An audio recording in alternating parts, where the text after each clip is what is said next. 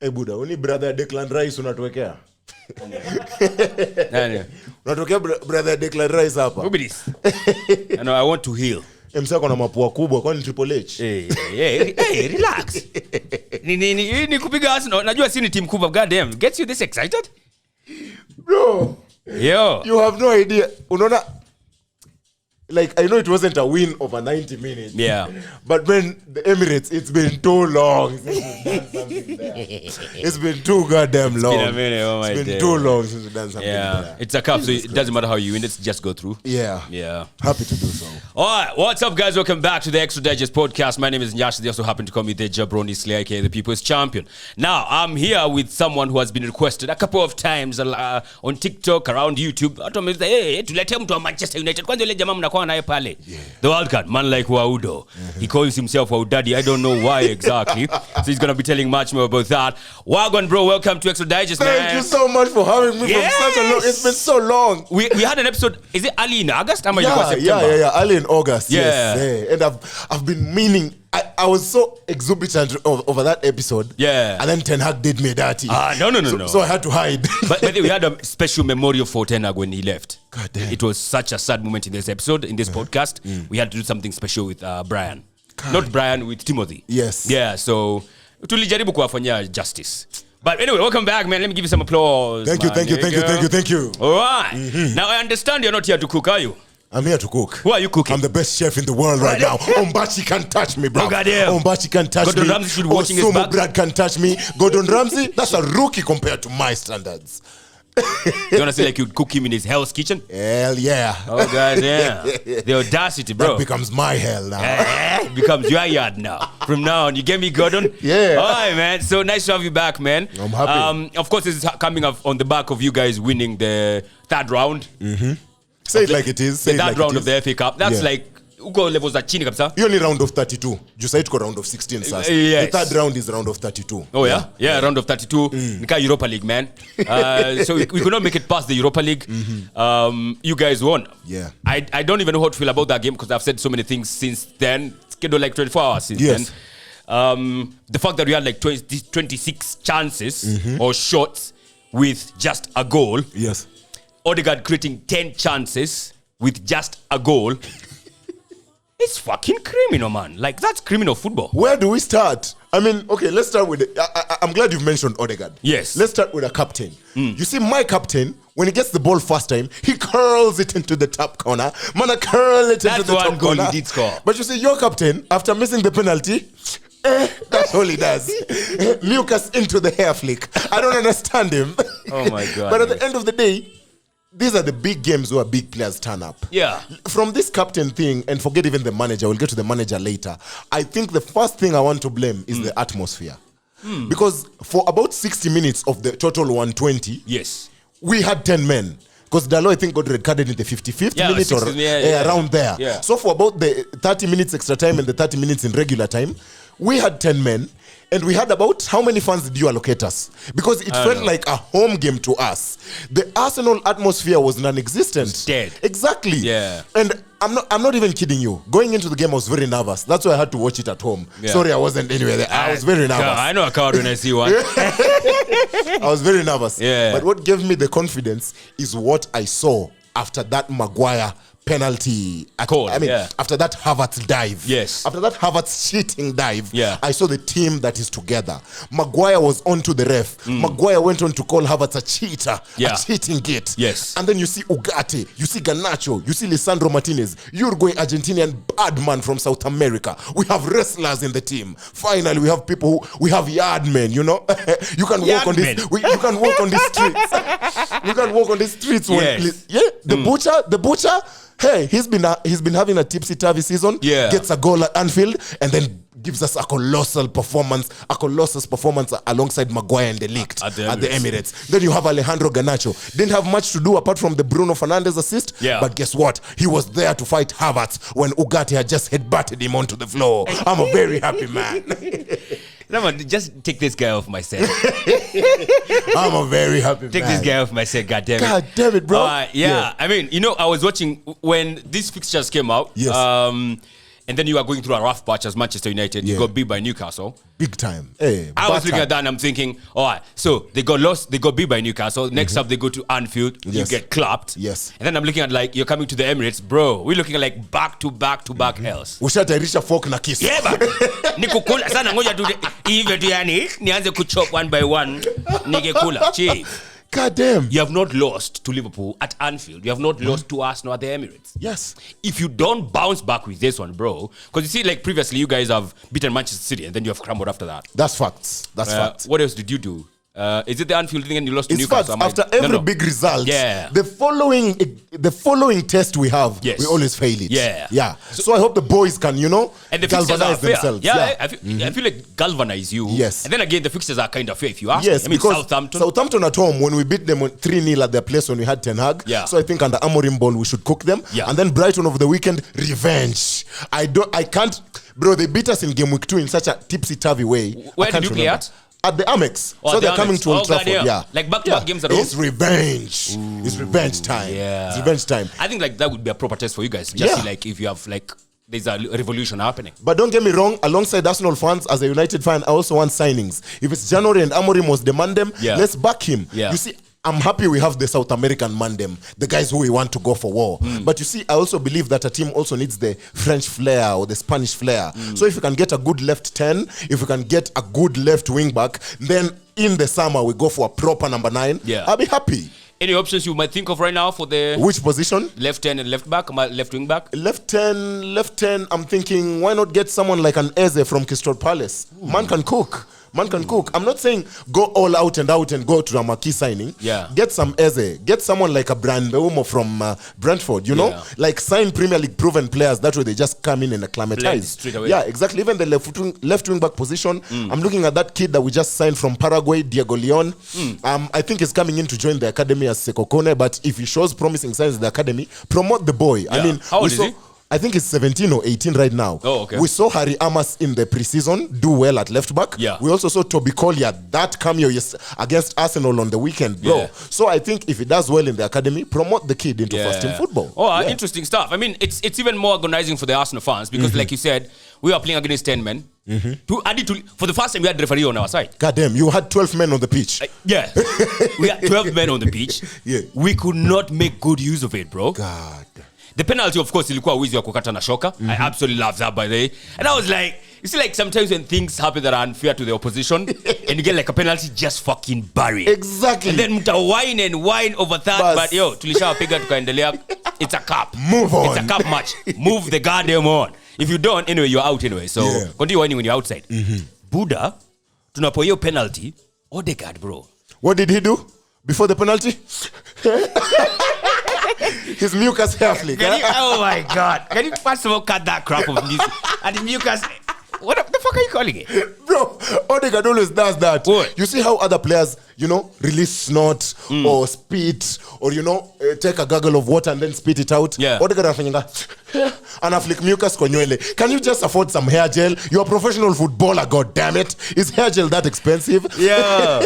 I can't even defend my captain now because he's been dropping stinkers, bro. True. Back to back games.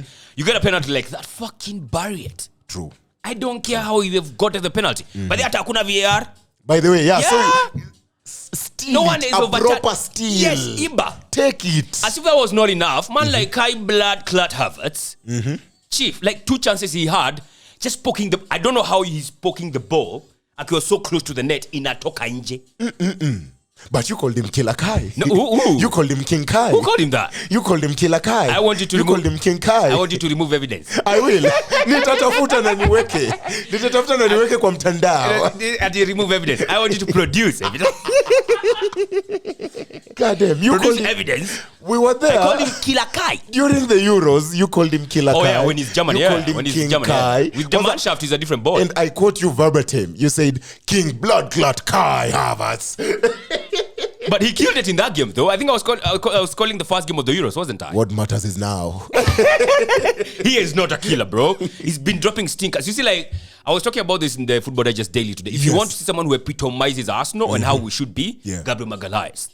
He fucked up for the first goal. It was purely his fault, in my opinion. Then he bounced back, scored a banger of a goal. Very good goal on the volley. Havertz dropped a stinker against Newcastle. Yes. Drops another double stinker back to back. You don't do that. True.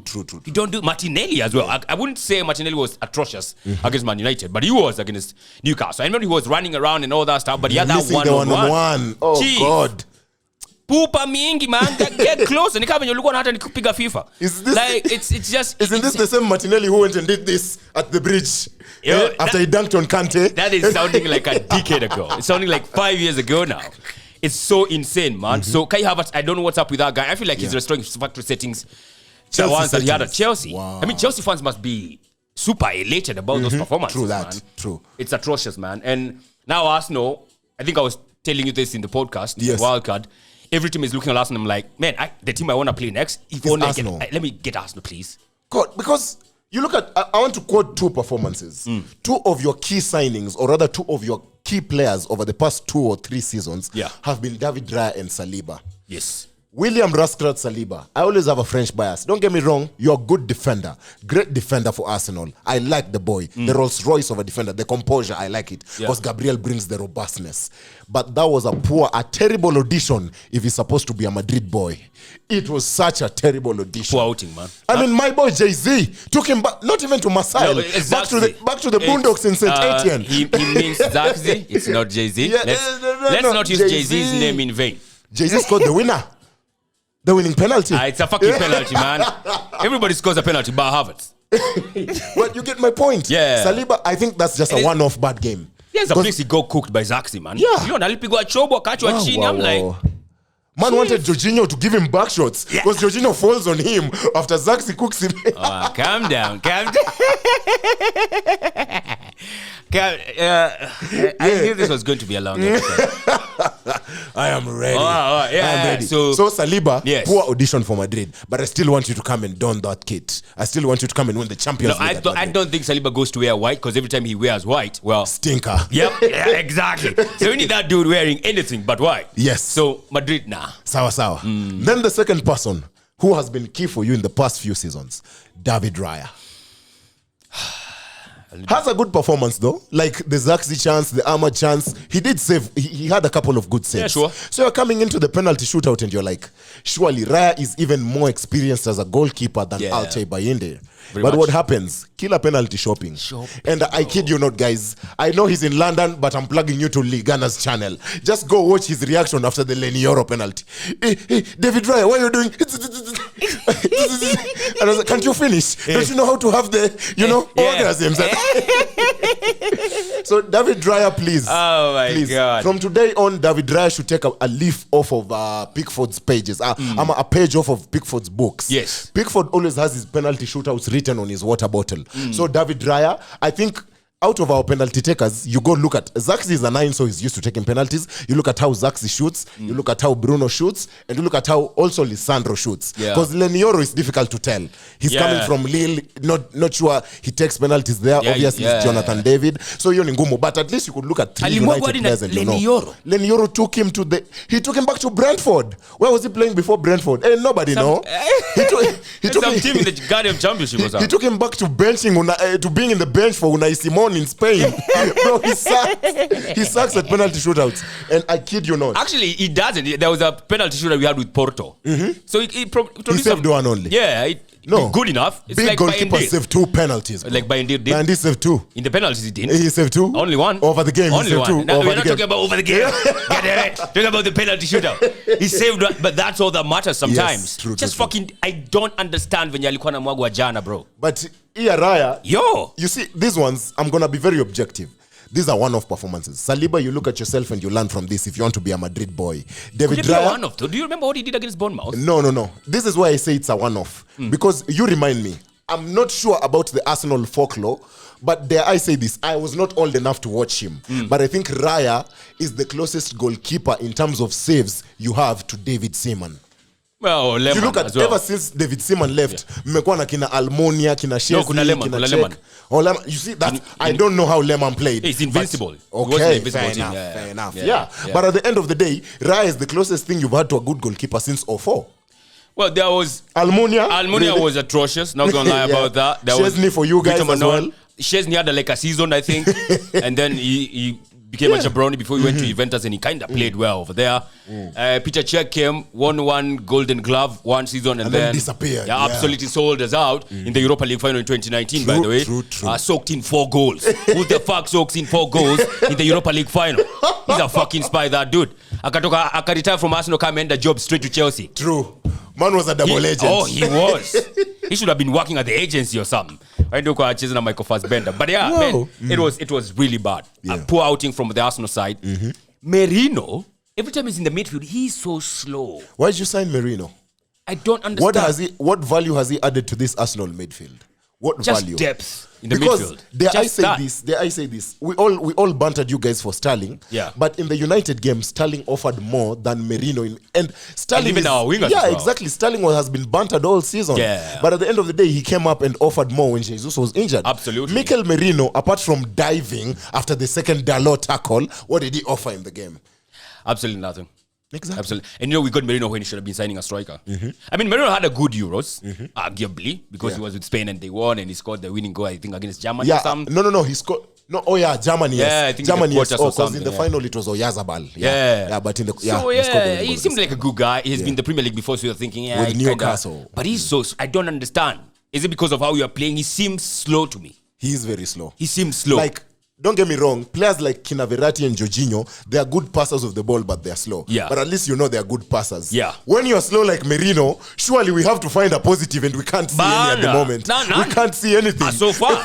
And when he starts ahead of Thomas Partey, I only wonder why. Alama ya doku. We don't want any lawsuits here. Nah, but kind of looking suspect. True. If you ask me. But only time will tell on that one. But like you said, Sterling is looking like the only bright spark in our attack. True. When he came on, he had a bright outing, I would say. I hope, honestly, he kicks on from there. Like, when we play Spurs next, because I cannot, for the love of God, fathom us not beating Spurs at home. When was the last time Spurs beat you at the Emirates? Hey, Is it when Hurricane was still playing for them? I don't even think they did that then. Even with Hurricane in the they team? used to spank us at their own backyard. Ama tunapigwa draw huko. Wow. Because the last win I remember, the last clean win I remember is when they beat you 2-0 when Mourinho had just taken over at Spurs. And that was at their ground. It wasn't at the Emirates. Yes. Yeah. So it's been long since they've won at the Emirates. Imagine them doing that now, and they are terrible as well. Injury laden, terrible players. Fuck, you know. Tamworth took them to extra time. Man, who the fuck is taken to the extra time by a fucking Tamworth? Really? Alafu aswa kuja tupige. That would be absolutely criminal. But man, the way things are moving right now at Arsenal, I don't know, man. The injury list is keeping on piling up. Calafiori was out of that game because he's injured. I think for that injury list thing, contact man like Lawton. Because ever since the season started, after that Odegaard injury, Lawton came on Fanzone and said, there is one more major injury that will happen to Arsenal in our season. And then Saka goes down. And then literally just this weekend, he also doubled down on it. And he said, bado kona ingine inakuja. Injury ingine? We need to see that guy. And then funny enough, last week you were with him in the wild card. Yes. He dared say that Manchester City will finish above all London clubs. Yes. They're only 6 points behind you. That's a jabroni take because it's not going to happen. No, but they're already making moves. Yeah, they are. Unlike you, man. There's a window closed.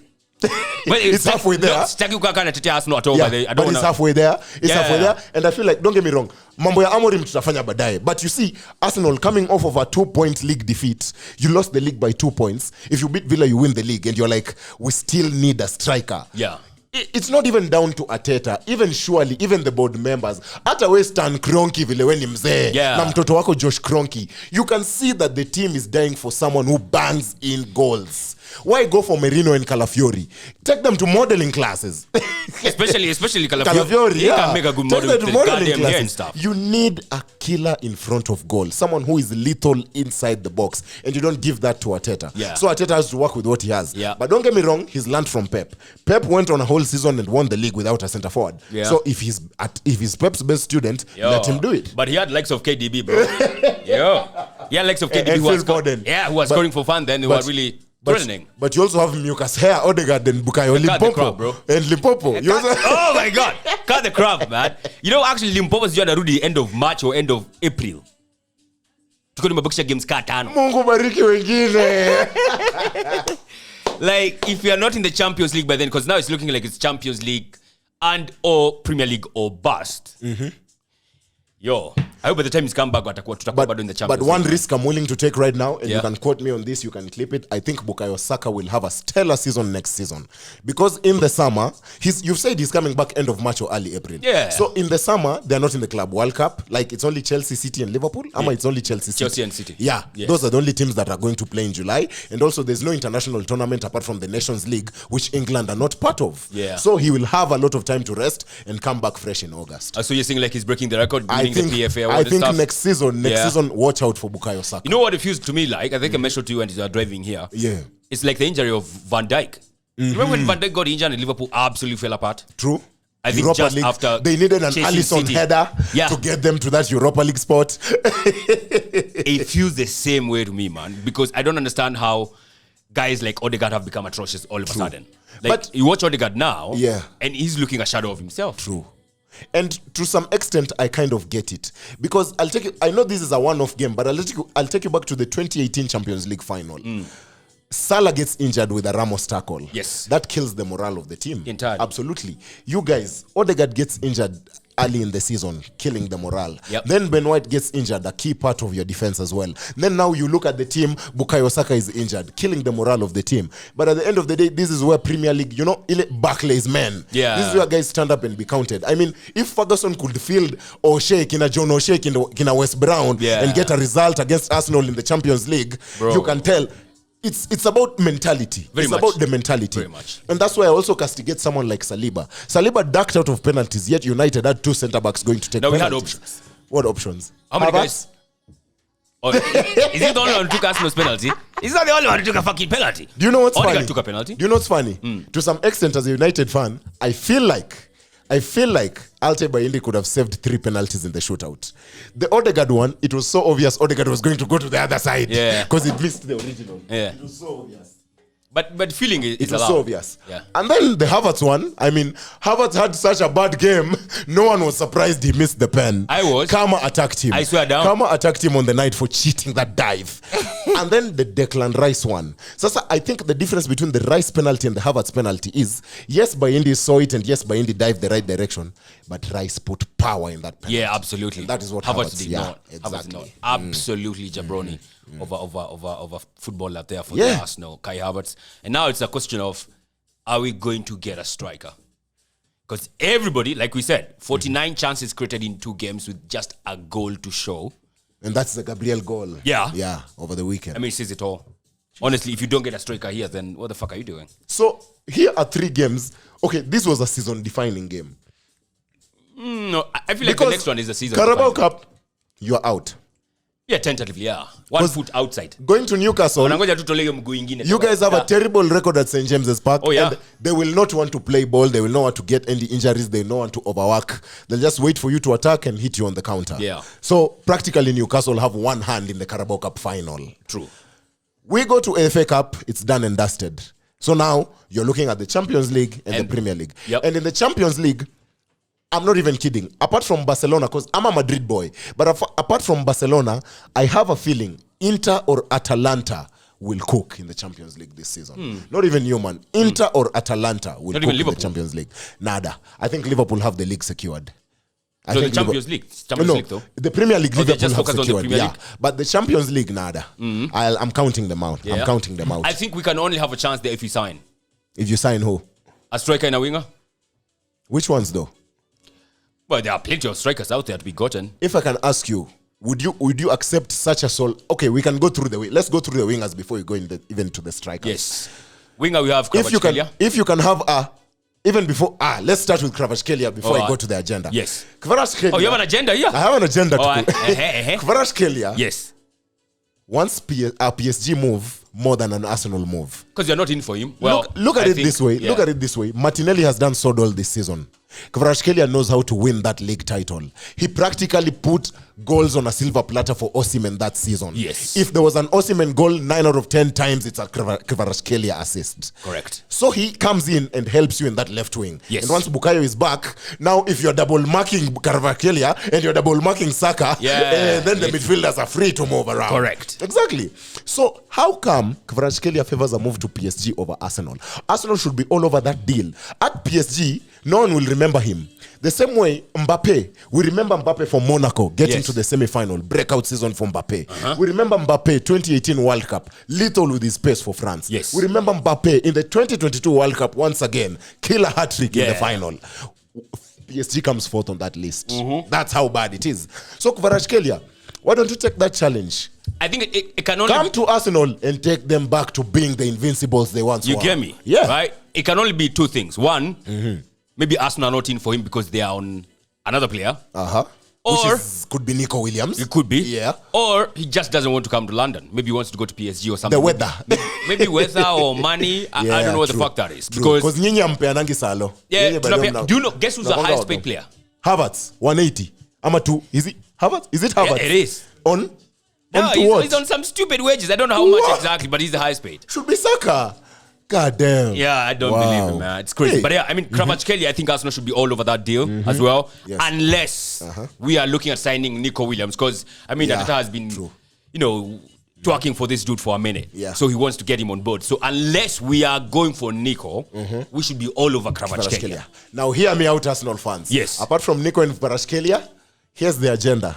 I remember a certain Premier League legend, a certain invincible in the name of Sol Campbell, who went from Tottenham and signed for his crosstown rivals Arsenal to win trophies, because it's about trophies in this game. Yes. Ledley King is remembered as a Tottenham legend, but hell no, he can't be in the Premier League Hall of Fame because he got no trophies. None to show. Hear me out, Arsenal fans. This man clearly won't win any trophy anytime soon because he's a Spurs player. Why don't you get Heung-min Son? Why can't you get Heung-min Son? Right now he's above his 30s, so he won't be that expensive. Get Son. I mean, common sense they are free for everyone, but they are not that common, are they? You can see that now. I am taking the sense out of nonsense and I'm remaining with the none. Yeah, sense gone out of the window. I mean, so many wingers. Heung-min, of course, can't come. Yeah, because of the age profile. Yeah, true. He's also not doing that much there. If you were to take someone from Tottenham, maybe Brennan Johnson. Big shout. He's looking good. Yeah.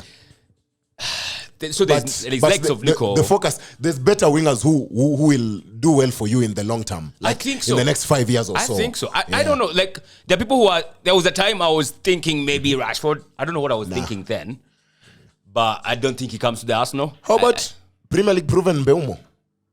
Would you like him on that left wing? Yeah. Because he can do a job there. Absolutely. Yeah. So then we have nani hao majamaa watatu wangangania left wing. Trossard, Martinelli na Sterling wangangania left wing. Bas. Then you get Mbeumo. But then again, I am damn sure Thomas Frank will not let him go. But you see, I feel like we're at that point where to get the top quality that you are looking for as Arsenal, you have to splash cash. Like, And that's 80 and above. Like 80 million minimum and there above. is no one you're going to get on the cheap, bro. Yeah.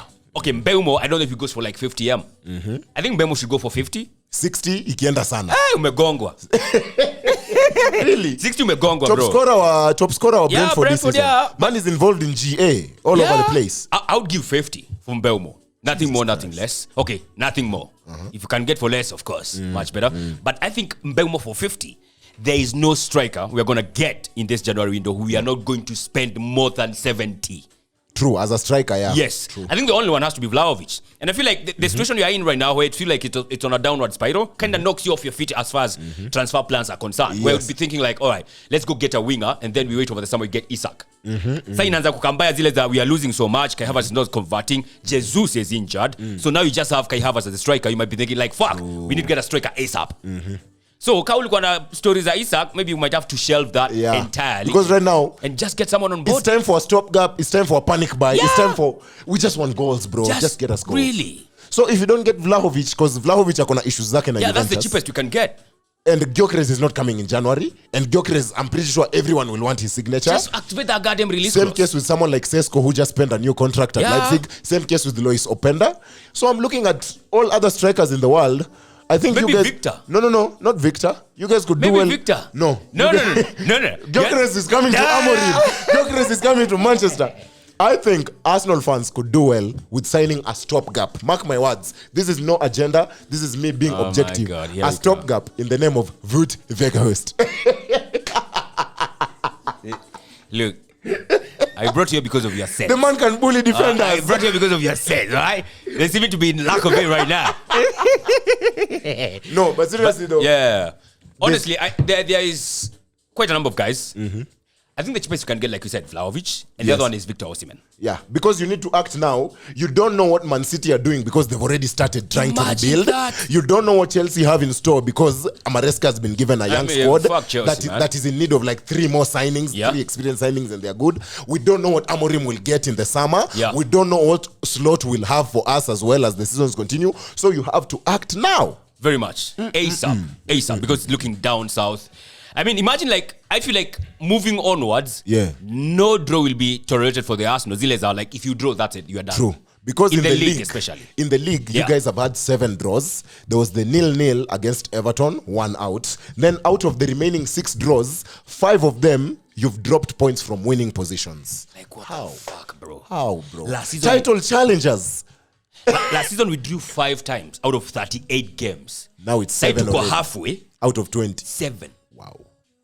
There is no way winning the league. Oh. I think I need to say that now. Ebu, clip that. I wanted clip. No. But that was a mistake. Nataka hiyo video kwanza, hiyo ndio itakuwa live wallpaper. No. I need to go rewind and come back again, selector. I don't feel like we're winning the league, man.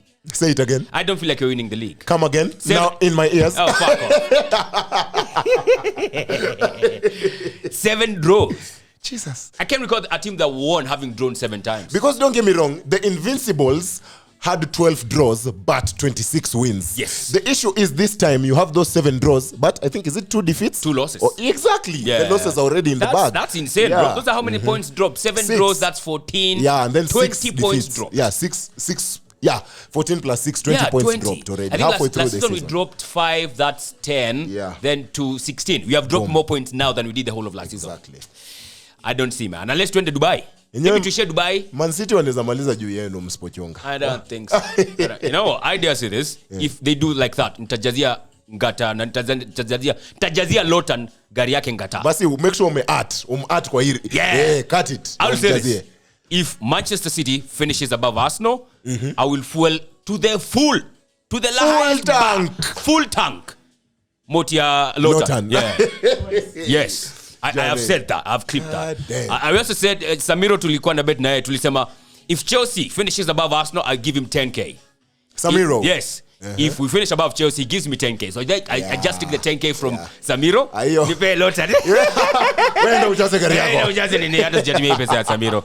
Fuck it. But yeah. Wow, But crazy. I have to give credit to you guys, man. Like the 2 games you have had in the last 2 games. Yes. When everybody was thinking like you guys are on a downward Same spiral. here. I was also thinking we're getting to. Yeah. What I said is, I know in the span of that week, Liverpool and Arsenal, there's no way we are losing both. Yeah. But what made me believe in this Amorim thing more is the fact that the performance I saw. Don't get me wrong, our attack is still non-lethal. Our attack is still lackluster. Hoyland, stop wrestling defenders. You see, let me tell you something. Havertz and Hoyland, coincidental that their names both start with H. But right now, if you had a son, surely you show them clips of Havertz and Hoyland so that they know what not to do. Yeah. Like seriously, how not to do it? Hey, don't do it like this. Like me and her, if me and the other one, if we ever like get a kid. I like it. Because I can't say who she is. Like, don't be like that. Exactly. Repeatedly show them clips of Hoylund. Show them Henry, Havertz. show them Van Persie, Yes. show them clips of lethal man. Yes. Yeah. But in equal measure, show them about the Hoyland. Yeah, so that they know what not to do. Yeah. Exactly. So Hoyland is still a pain in my ass. I want him gone. I don't think someone of his caliber is big enough to play for a club like United. Don't get me wrong. The 2 hardest positions to play for United are the number 9 and the goalkeeping positions. Those positions require legendary status. Those positions require experience. Not and number 7? You require to be What about lethal. number 7? The number 7 has been tainted too much. I think after Ronaldo left, did Di Maria get it? Falcao, did he also get it? Valencia also got it at some point. Did you give Sanchez? Yeah, Sanchez also got it after playing his piano. Memphis Depay got it. Falcao got it. You look at even, bro, who's wearing it now? Injury-prone Mason Mount. So that number 7 has sort of died down. And it was the Cantona, the Beckham, the Ronaldo number 7. It's died down. But at the end of the day, I'm still pissed off about our attack. Amorim, I see what you're doing. There's togetherness. Bro, he's done much more interviews than he's coached games ever since he came. But in all these interviews, he's saying, I want my players to run mad. And that 90th minute chance after Zax's chance is saved by Raya. When Sterling is running on the counter, every United player is running to defend, and I liked it. I can see our defense is building up, and credit to Maguire. Colossal performance, whatever the word is. And I highly wish you got that win at Anfield, but then damned if you do, damned if you don't. Our defense is starting to solidify. I think we get a good left wing back, we're good, but our attack still needs a lot of polishing. I think in our next few games, we should try Bruno, Ahmad, Zaxi. We see how it go. Because Zaxi and Ahmad had a good partnership in the game as much as we were 10 men. So I can't wait to see what they have in store for us. We lost to 10 men? You don't actually forget that part. Yeah, exactly. Oh, shit. I think the only thing that's pissing me off is probably our attack. Because I'm still not sure where our goals are coming from going into every game. Like, I wouldn't have known Martinez gets the first goal at Anfield. I wouldn't have known Ahmad could have gotten the equalizer. Bruno, well, I know Bruno always performs, but after Bruno, I didn't know Zaxi and Ahmad were supposed to have a good game as much as we were 10 men. So, goals are still an issue for us. Very much. But you seem to be on there. But then again, like we always say, it's consistency after that. Boom. Can you back it up with like 3 wins on the trot? We host Southampton, and then after Southampton, we host Brighton, and I think then it comes Europa. Yeah, so you need to back in Europe, we are still unbeaten. I'm still confident. Right now, after that FA Cup win, I think you should galvanize the team to at least try and retain the cup. Because right now, we are the reigning, defending, undisputed 13-time FA Cup champions. Wait, you have the highest wins in the FA Cup? No. Oh, you don't? Shut up. Okay. Wait, who does that? I don't know. I don't care. Most wins in the FA Cup? Some mid-London club. Some mid-London club. Which club is that? I can't say it. Neighbors of Tottenham. No. Like, I honestly thought like when you are defending, reigning, and disputed, maybe you have the most wins in that cup. Turns out you don't. But I really wanted to go this way. A good season for me, as I said. Ever since the season started with Ten Hag, top 4 and Europa. But right now, it's practically clear. Top 4 is unattainable. I don't think we'd get top 4. And even top 6 is looking a bit tipsy-turvy with how our attack is lackluster. But at the end of the day, if we can do as much as well to retain the FA Cup and also get that Europa, because in that Europa, if we beat Spurs, Galatasaray is the only challenger, and Galatasaray is not that they're good defensively, it's just that Kina Osimhen are banging in goals week in, week out. So I think we should be on the lookout for 2 trophies, while London clubs are on the lookout of top 4 finishes. And which London clubs? Your club. No. Your club. I'm looking at the Premier League and the Champions League. Are you looking at any of those? Spell Champions League. Are you looking at any of those? Spell Champions League. You didn't go to school? Do I have to spell it for you? We're looking at the Champions League and the Premier League. Okay. You're looking at the Europa League and the Cup? Dreams are valid. Dreams are valid. There's a difference, bruv. Dreams are valid. Moving different. But so you guys are doing well. Let's see if you'll back that up with a win against Southampton, Brighton, and Mnacheza na Europa. It doesn't. I think Rangers is our next game. Oh, yeah? Rangers is our That's next a good game. test Yeah, we as have well. 2 more. Yeah, That's a Rangers good is our test. next game. Yeah. So that's that with the FA Cup. Of course, Arsenal lost to 10-man Manchester United. Atrocious. Absolutely atrocious. Take your time with it. By the crickets. Take your time. Yeah, man, it's not looking good for the Arsenal, man. We're getting cooked all over. So that's that. The other, I don't see anything else worth talking about in the FA. FA Cup, not really. Chelsea won, Tottenham won, City won, Liverpool won. Damned if you don't. Oh, Brentford got knocked out. Oh yeah, by at the home. way. Oof. And they play Liverpool next. Stupid ass jabronis. I hope they use that as a motivation. Yeah, true. To bounce back. Yeah, to bounce back with Liverpool. That would be absolutely fantastic. Exactly. Other than that, the other major event was, I think, Spanish. The Super Cup. Yeah, man, we got cooked again. Ancelotti's in trouble, man. A weekend of Arsenal and Real Madrid. I'm very worried. This was not a good weekend to wear white. Chief, lie. Oh because my God. When others are wearing white to stop knife crimes, and Havertz decides to increase the rate of night crime with that performance. In Madrid, Mbappe starts off so well. Chief. Bro, I was so happy when Mbappe scored. Yeah. Minute 4, minute 5. Finally, we get back something over these niggas. Mbappe scores. And then I'm talking like, Kina Balde, Kina Kubasi, Kina Inigo Martinez, Kina Kunde. Let's get at them. We have Vinny, Rodrigo, Bellingham, and whatnot. But right now, I think Ancelotti, and I like what he said after the game, Mbappe was the only good player out of everyone. Yeah. Fair enough. And I think now he should start using Brahim Diaz and Ada Gula more.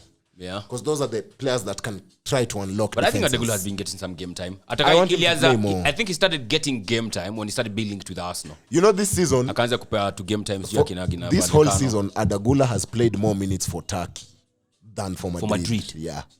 And there have been 3 international breaks or 2. No shit. Yeah, he's played more minutes for Turkey than for Madrid. Holy cow, yeah. He needs to do something. Yeah, he needs to now, play more. okay, who does he take off then? You see Rodrigo. I think Rodrigo is the inaitwanga black sheep out of that attack. Yeah. Because there's no you're benching Valverde. There's no you're benching Kamavinga. Yep. Even Jude has the goals in and out. You ain't benching Jude. Mbappe, Marquis signing, Perez's son. No chance You're not in hell. benching him. Vini, this is his team. This is his club. Absolutely. So Rodrigo has to eat bench. We should get that guy. Yeah. If you're looking for a winger. But yeah, I mean, Barcelona, it's like they have us on speed dial, bro. They started well the season. Chief. 6 games on the trot, 6 wins. They were cooking. Ukiingia game ya Barcelona unajua minimum unakula ni 3 ama 4. Bana. And then there was a drop off. Yeah. But now they're back. They're still in the La Liga title race. They gave us 4 in the first half. Game ended 5-2. They gave us 4 in the first half. I didn't watch the game, let me be honest. I watched the highlights. Yeah. So niliona referee akipiga firimbi ati tunaenda half time alafu naangalia ka scoreboard. Wait, ilikuwa full time. The half time took a 4-1 down. That was insane. Do you know what I wish Ancelotti did? When Barca were lifting the trophy, the Madrid players are just walking off like equal sidelines. I wish Ancelotti kept them there to make them watch them lift that trophy. Yeah. And I also like what Modric said. Modric after the game said, if we are to ever lose a final, it's best we lose this one. It's best to lose this Spanish Super Cup because it's the Spanish Copa del Rey. Yeah. You'd rather lose that the one. Spanish Carabao Cup. Yeah, you'd rather lose that one than lose the Copa del Rey final or the Champions League final or lose out in the La Liga race. Yeah. Wait, so I should not be feeling bad about the Carabao Cup exit? I'm not feeling bad about Madrid losing the Spanish. No, they go to the final. You guys have not gone to the final. I should be feeling bad about the Carabao. Hook, line and sinker. Umenipata. Yeah, bro. I should be feeling bad about the Carabao Cup exit, even though Nico one way out, halfway out. But yeah, that was crazy though. Yeah. Losing to Barcelona and of course Arsenal getting clapped. Just crazy. You don't want to see that. Who do you think will win La Liga? Because right now Atleti won their game, so now I think everyone is level on games. Because Atleti are the only ones who are Atleti are ahead, aren't they? Atleti are first in the league. Yeah. And Barca are number 3, 38 points. Yeah. Madrid are 41 points. This is so hard to call, bro. Jesus Christ, this is going to be a tough league. This one is... I like it. Atleti won 1-0 as they always do against Osasuna, 44 points. Madrid are on 43 and Barcelona are on 38 points. So Madrid are 5 points ahead and Atleti are 6 points ahead. This is going to be tough. I think it goes to Madrid. Yeah. I have a feeling it might be Atletico. I watched Atletico against Sevilla some weeks back in December. Yes. Bro. This season they're cooking.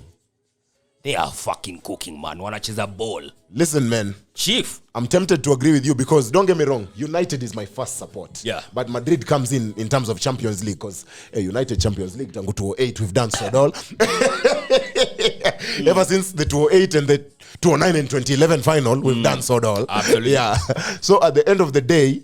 You have done what? So all. We've done nothing. Clip that. I think we like teaching people new words. Don't get me wrong. The only 2 games I remember in the Champions League ever since the 2011 final is the Fellaini winner against Young Boys where Mourinho throws the water bottles and the PSG comeback. That's it. Oh, Rashford and Lukaku. Exactly. Yeah, that's it. Yeah, so we've done so all in the Champions League. So all is what? Nothing. It's facts. No. We like teaching people new words, because we throw out new words every now and then. Sodol is it? Is nothing. You've done nothing. You're talking about you've done sodol. You've done nothing. So at the end of the day, somewhere. I'm tempted to actually, you know what? It's damned if you do and damned if you don't. Because I'm looking at it this way. If someone asked me, would you rather Liverpool or City win the league? As a United fan, I'd say City. I'd rather my crosstown rivals than my greatest rivals. Yeah. Same case with Madrid. I'd be okay with Atletico winning it than Barcelona. It's crazy. I'd be very like you're in the same city. Yeah, but you don't give a shit about this one. Because they're not getting closer to us. Yeah. If Atletico win, we already have 36 La Liga titles. Yeah. Same case with Man City. If they win, we have 20. They have what? 8? Yeah. Absolutely. Fact. Would you rather Tottenham? Yeah, by the way, you are a big United hater. Yes. I believe United ruined so much of your childhood growing up. Yeah. So would you rather Man United win the league or Spurs win the league? Which league? First of all, why am I... First of all, why are you cutting through the corners? Why am I dreaming? Why are you cutting through the corners? These are dreams. Like, these 2 teams winning the league. You politician. But if I was to choose one... Just be honest. I hate Spurs. Right? I do hate Spurs. Crosstown rivals. Yeah. Or proper rivals. Because we've had battles. The Wenger-Ferguson times, the Keown, Van Nistelrooy, the Vieira, Roy Keane. We've had battles. You know, like Spurs walk away far away from here. Yeah. I feel like battles Arsenal na Tottenham, they are very, very high in London. Yes, but not in the world. Niko Nairobi. Nairobi have to deal with Man United fans. Because you can imagine, face to face. we win the league and we're like, Amorim is in phase 2. Nyinyi mko wapi? Go phase 6 without a league title. That's insane. If I was to pick one. Just say Ange. I know you want to say Ange. Sip it. Kunywa kabisa. Sips water. Kunywa. We are sipping energy drinks in case partnerships want to come on board. Oh, yeah, absolutely. That's why we're using mad energy right now. The two teams they love to hate. Yes.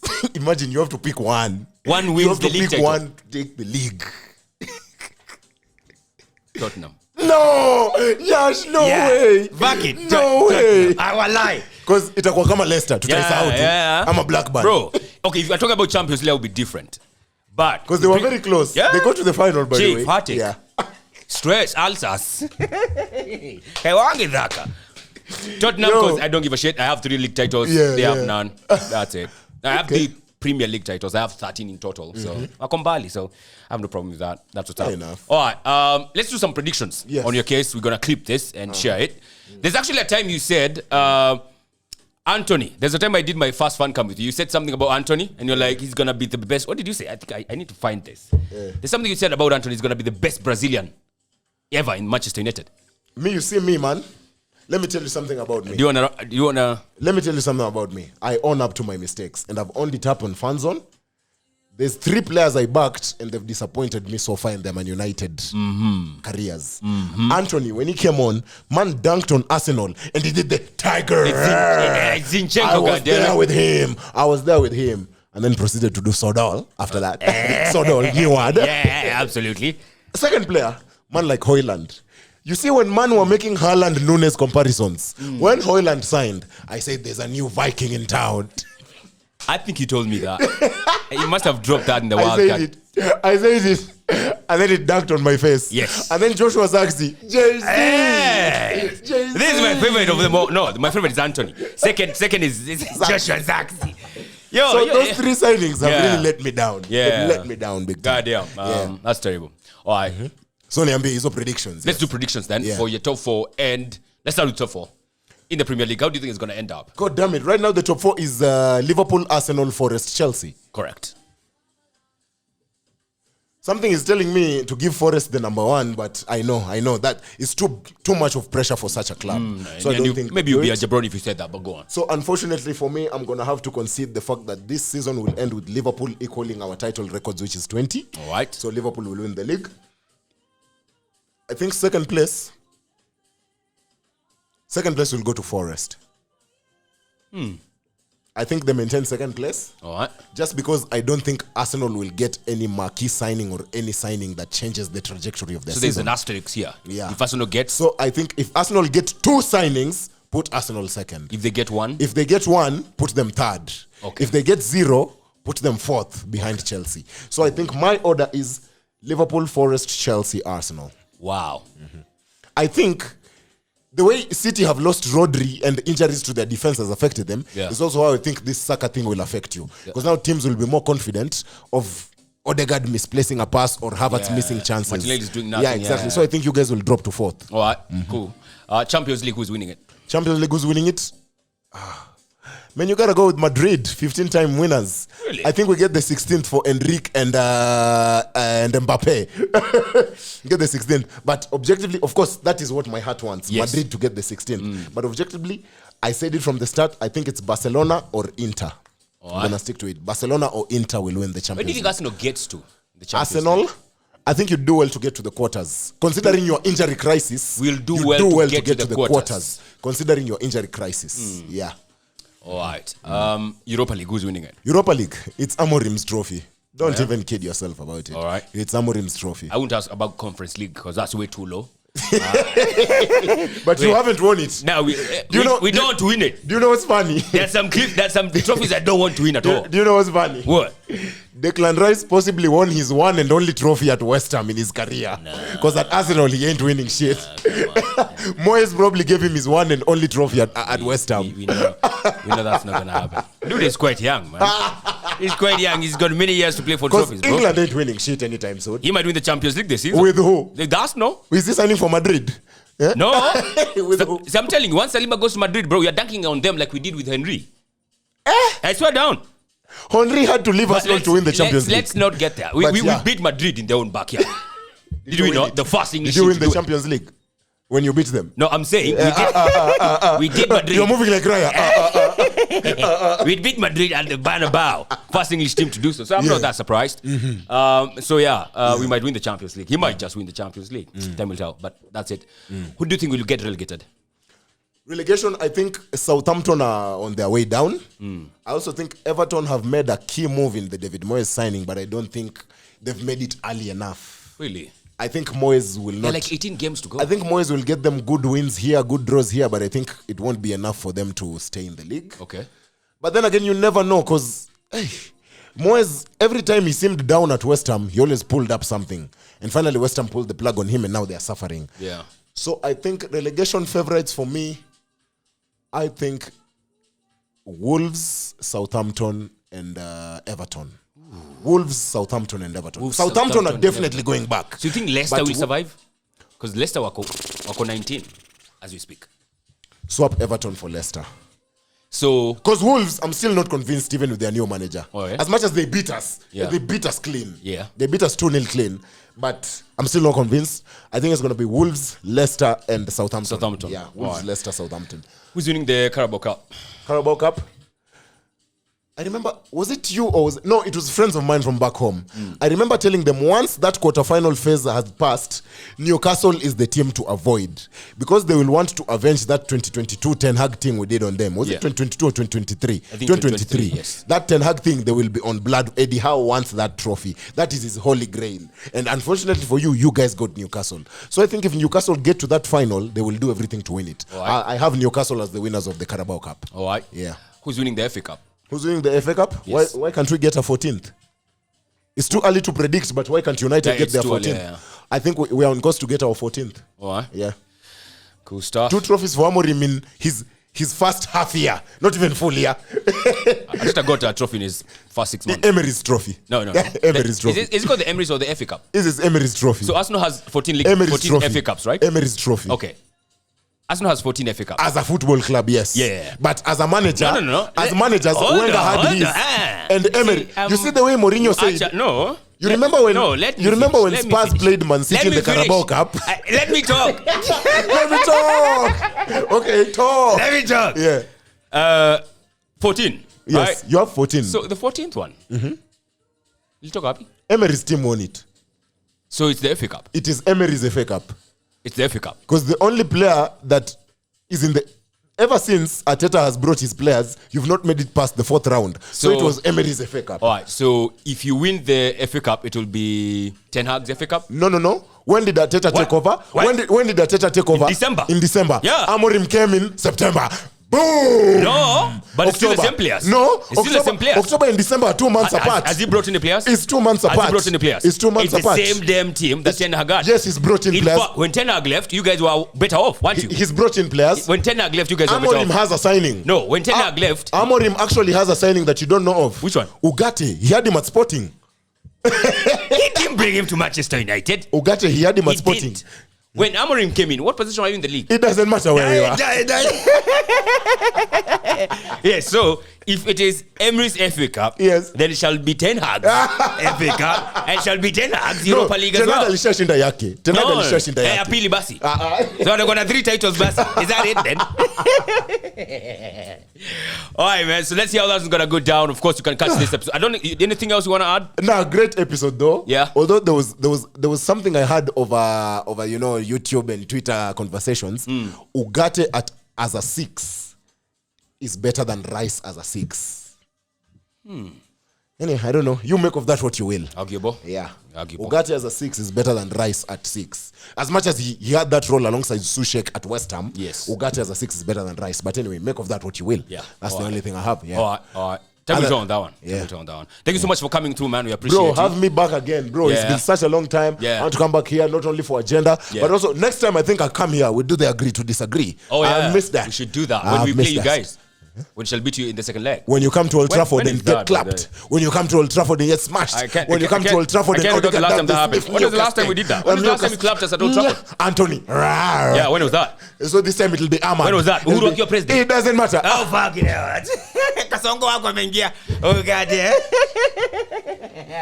That's a long time ago. That's a long time ago. God damn it. Oh, yeah, we shall do the agree I to love disagree. this. Yeah. It's been fun, man. Thanks for coming through. We appreciate that. Fantastic as well. Good stuff. Don't Till forget next time, Yeah, bro. I've of course been Brian Waudo. You can find me on my socials as Waudaddy. Yeah, bro. The reigning, defending, undisputed 13-time FA Cup champions.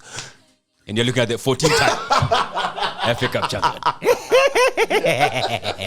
Absolutely. You can also catch him by the on Homeboys Fanzone. Yeah. Every Saturday from noon till 2:30. Absolutely. And on the Wildcard on the Good Company channel every Wednesday at 4 p.m. Absolutely. I cannot add anything more from that. Thanks so much for watching. Catch you on the next one.